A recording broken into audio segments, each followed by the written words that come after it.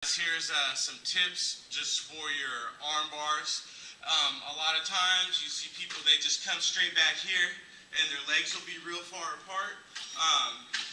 One thing we can do, and look how much leverage, when I get back with my back all the way to the mat, I can do it, but it takes a lot of effort here, okay? So one of the things I want to do is once I get the arm here, I want to actually pinch my knees together and get my heels back. That is going to help straighten out his arm. And then as I go back, I can get him to tap before my back is all the way up here. So this allows me, if I get this pressure on his arm up here, I can fight it. I have a lot more distance from when my back hits the mat. So now if he goes to resist really hard,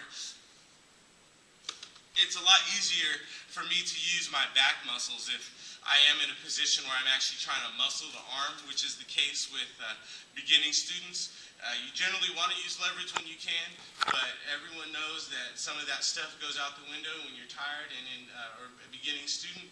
So sometimes you're going to muscle it. If that's the case, like I said, we're going to pinch the knees, help straighten out the arm, and then we're going to lean it back here so we can utilize our back muscles.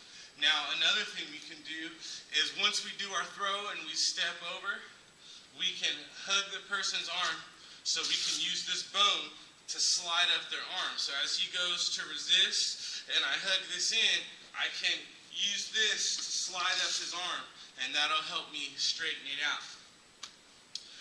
Another good strategy I can utilize is if his hand is already in and he resists real tight, what I can do is I want to rotate it towards his head like I'm churning some butter.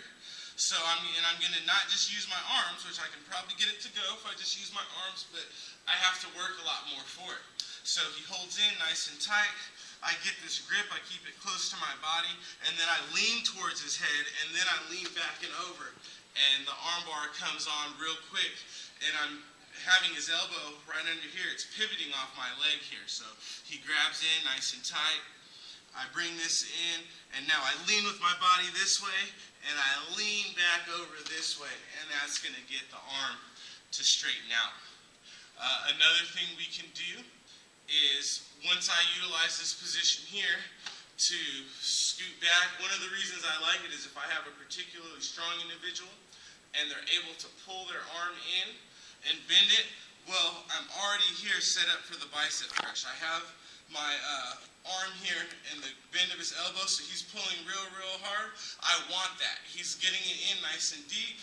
Now I can just snake this over the top, push down, and lift up here with my arm. And then the other thing I can do to really attack the muscle is to pull this in, slide this down, and then I can turn my hand like I'm starting a car. It puts the pressure on a lot quicker. So one more time, I've come back to this position. I'm hugging the arm.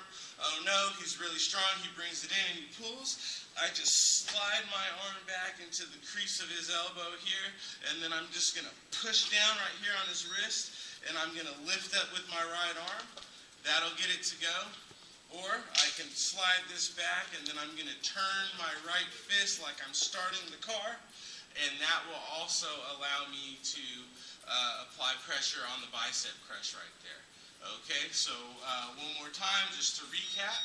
To make this easier, we can pinch our knees together to help straighten out his arm, and then we're going to pull this back for the arm bar. We can use this position to hug, and we can just bring this back to straighten out the arm, and if he's super strong, you can pull it in. I just use that to sink it into the crease of his elbow, pull this down and lift to attack the bicep.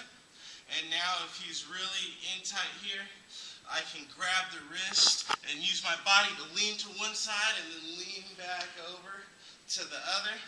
And we do always have the old school option right here of just wrapping this around and coming through and then sitting back. Now, sometimes people worry about this slipping out, which is okay, but if it starts to slip out and bend, I just take this here, I pinch it in tight, and I turn it over for the shoulder lock.